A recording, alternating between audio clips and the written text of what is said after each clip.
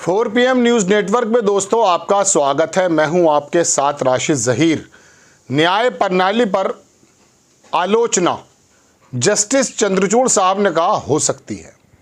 पुरानी बात बता रहा हूं, यानी कि आप अगर कोई अदालतों से फैसले आते हैं या उसकी प्रक्रिया है, उस पर आप कोई सवाल उठा सकते हैं, कोई आलोचनात्मक बात भी कह सकते हैं। ये जस्टिस चंद्रचूड़ साहब का पहले कहना था, लेकिन हमारी मंशा बिल्कुल ये नहीं है कि हम न्यायपालिका के मामले में उस हद तक हस्तक्षेप करें जो कि अवमानना बन जाए।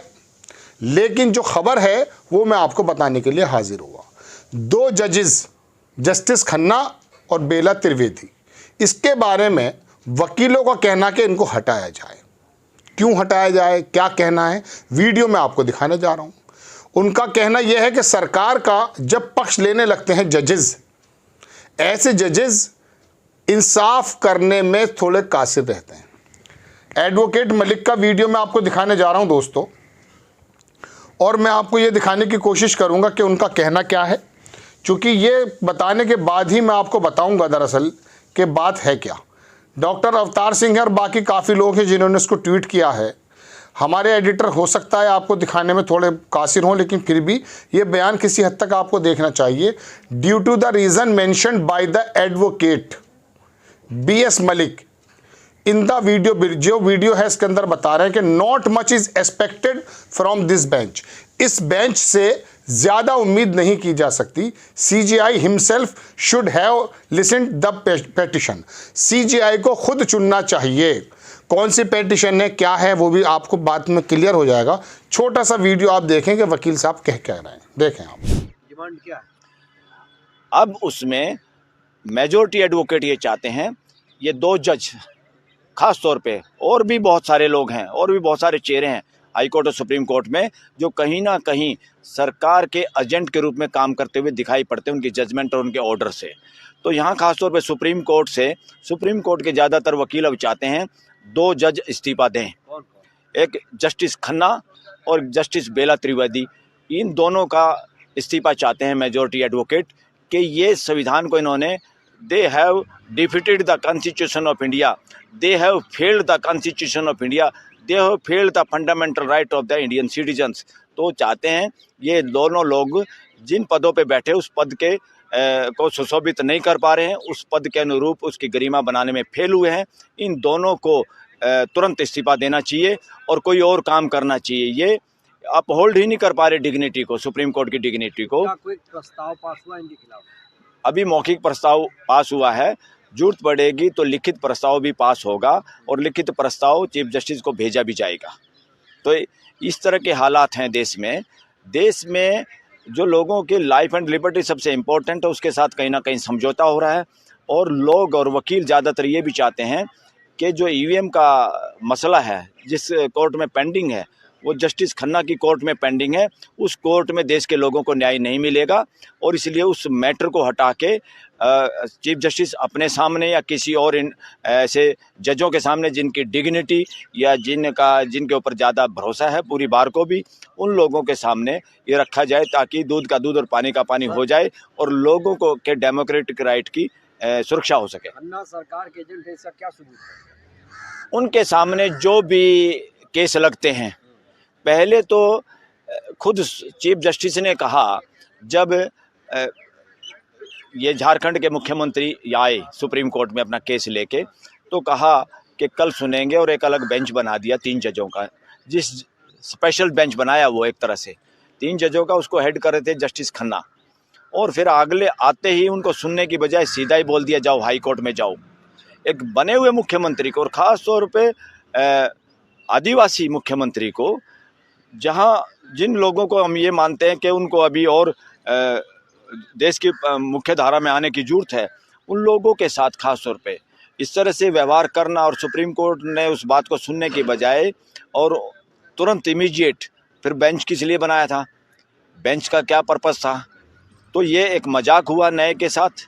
और बहुत बार जस्टिस त्रिवेदी की जो जहाँ तक बात है, यहाँ मेजॉरिटी एडवोकेट को हमेशा लगता है कि उनका कोई भी फैसला होता है वो सरकार के पक्ष में ही होता है, ऐसे लोगों को आभास होता है। अब तो कोर्ट में से, उनकी कोर्ट से लोग अपने मुकदमे वापस लेना शुरू कर दिया, ताकि ये नेगेटिव फैसला होने से तो अच्छा है मुकदमा यहाँ से वापस ले लो। इस तरह की सिचुएशन हो गई है। ये अब देश पे वकील लोग चर्चा नहीं करेंगे तो कौन करेगा?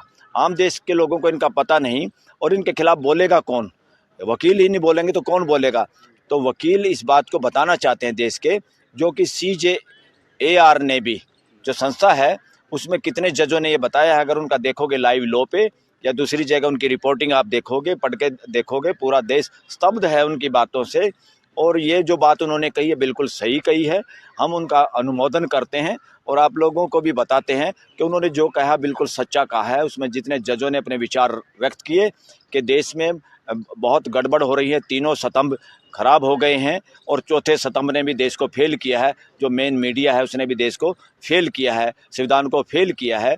इसलिए बच्चे कुछ है, वहाँ आप लोगों का अप्रिसिएशन हुआ कि सोशल मीडिया में भी जो इंडिपेंडेंट लोग हैं वही देश के मीडिया रह गया है, वही आम लोगों का मीडिया रह गया है।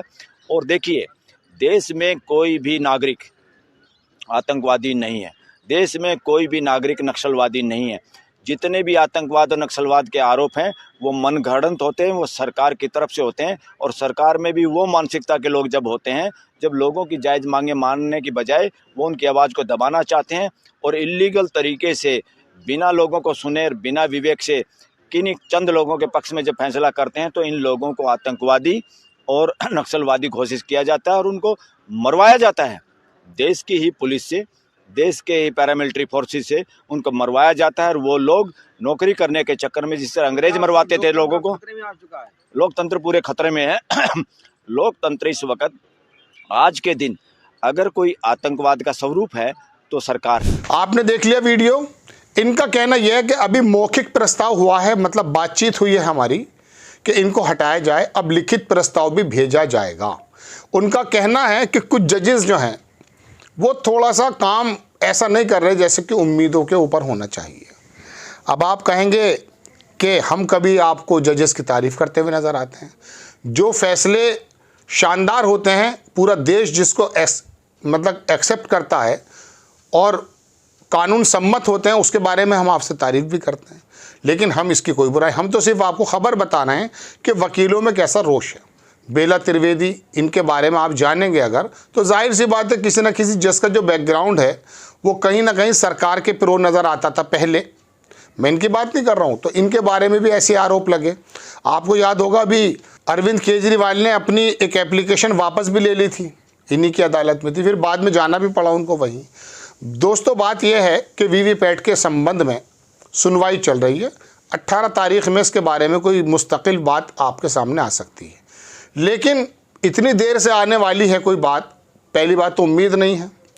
जो इसके वकील हैं, जो याचिका करता है, मैं उनका एक प्रोग्राम देख रहा था, अरुण अग्रवाल साहब, वो कह रहे थे मुझे उम्मीद नहीं है, क्योंकि जिस तरह से वीवीपैट पर बात हुई है, जिस तरह से जजेस का रुख नज़र आया है, वो लगता नहीं है कि वीवीपैट के पक्ष में आएगा। वीवीपैट क्या, आपको मालूम है कि एक बात कई बार डालने के बाद ECI यानी कि चुनाव आयोग को बुला लिया गया था कि आप बताइए वीवीपैट के बारे में इनकी बात क्या है।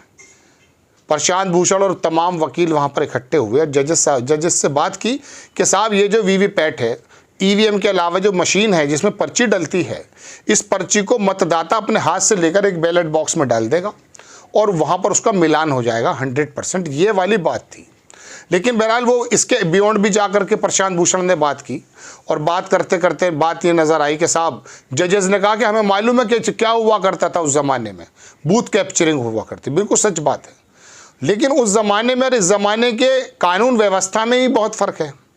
लेकिन चलिए खैर, वो उनकी अपनी बात है। लेकिन बात चल रही थी कि वीवीपैट, मैं आपको कई बार बता चुका कि 5,000 करोड़ रुपया खर्च करके वीवीपैट मशीन लाई गई। लगभग 24 लाख मशीनें हैं जिसमें इस्तेमाल सिर्फ 20,000 मशीनों का होता है, यानी कि 5% मशीनों का मिलान होता है। अब ऐसे समय में आवाज़ ये लगाई गई सुप्रीम कोर्ट के प्रांगण में कि साहब ये जो वीवीपैट की मशीन वो हैं पर्चियाँ, इन पर्चियों को आप पूरा का पूरा मिला दीजिए, ताकि उसके भी दिल में ये बात रहे, मतदाता के दिल में भी ये बात रहे कि मैं जिसको वोट देकर आया हूँ वही गिनती हुई है। और इसमें कोई बुराई भी नज़र नहीं आती। ईसीआई ने इसके बारे में कह दिया था कि साहब 12 दिन एक्स्ट्रा लगेंगे, जबकि मैं आपको पहले किसी प्रोग्राम में बता चुका कि जो पूर्व चुनाव आयुक्त हैं कुरैशी साहब, उन्होंने कहा 1 दिन फालतू लगेगा। और ज़रूर 1 दिन की बात दिक्कत भी नहीं है, जब आप चुनाव के बीच में 12-12 दिन और 8-8 दिन का गैप डाल रहे हैं, चुनाव आयोग से मुखातिब हूँ, तो इसमें भी दिक्कत क्या है। उन्होंने कहा साहब मैन लेबर ज़्यादा लग जाएगी, कोई प्रॉब्लम की बात नहीं है। देश का 5 साल के बाद वहाँ पर्व आता है जिसके अंदर एक आम आदमी को ये सेटिस्फेक्शन होना ही ज़रूरी है कि मैं जिसको वोट देकर आया हूँ सही है। और आपने देखा कि चुनाव आयोग की गिरती हुई जो रेटिंग्स आ रही हैं उसके अंदर लोग पहले कितना विश्वास करते थे, आज कितना विश्वास करते हैं।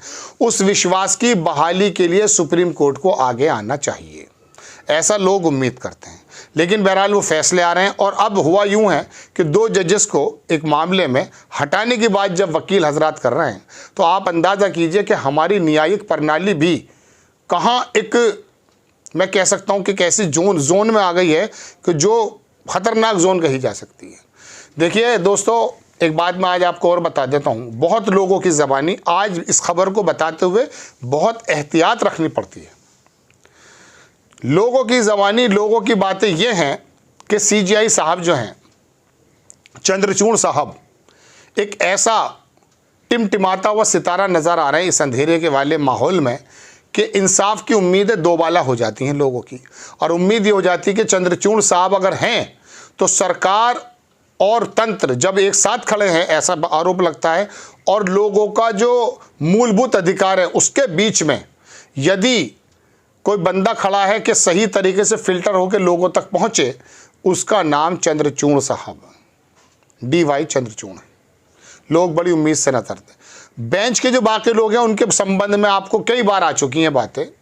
बेला त्रिवेदी के बारे में भी, ये गुजरात में क्या थी प्रधानमंत्री के साथ, या उनके जो तंत्र हैं, उनके जो विभाग हैं, उनमें कहाँ कहाँ कार्य थी, एक लंबी डिटेल है, मैं जानबूझ के आपको बताना नहीं चाहता। लेकिन मैं ये भी नहीं कहता हूँ कि कोई निष्पक्ष नहीं है। बात यह है दोस्तों कि जब वकीलों का, आम लोगों का विश्वास हट जाता है तो ऐसे लोगों को आना ज़रूरी है। आप देखें हेमंत सोरेन के मामले में क्या हुआ। सीजीआई साहब ने 3 लोगों की बेंच बनाई कि साहब देखिए क्या है। उसके अंदर ये मैडम भी थी और बाकी एक शायद 2 वो लोग और थे, मैं एग्जैक्टली नाम थोड़ा जहन में नहीं है। तो वहाँ पर हेमंत सोरेन को क्या कह दिया गया कि आप हाई कोर्ट जाइए। भाई आपकी एक बैठक बनाई है, एक बेंच बनाई है कि इसके बारे में आप बात करेंगे, ये बात फिर हासिल क्या हुआ, वो जेल चले गए। तो दोस्तों बात ये है, दुष्यंत दवे का मैं जिक्र करना नहीं भूलता हूँ। सुप्रीम कोर्ट के जो पूर्व बार अध्यक्ष थे, उन्होंने कई बार ऐसी चिंताएँ जताई हैं।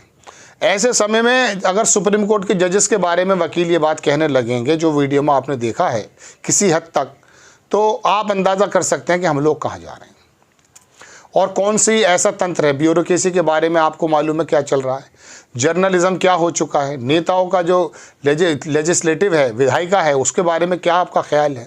आप देख सकते हैं कि मिनट में नेता कैसे पाले बदल रहे हैं। आप देख सकते हैं आपके विश्वास के एतबार से वोट हासिल करके आता है और बोलता यह है कि नहीं मेरी निष्ठा यहाँ पर है।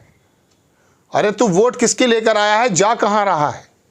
पार्टियां तोड़ी जा रही हैं, सरकार गिराई जा रही हैं, सरकारें गिरा दी जा रही हैं। आपके सामने हैरत की बात यह है कि इनका ज़मीर तो क्या अंगड़ाई लेगा।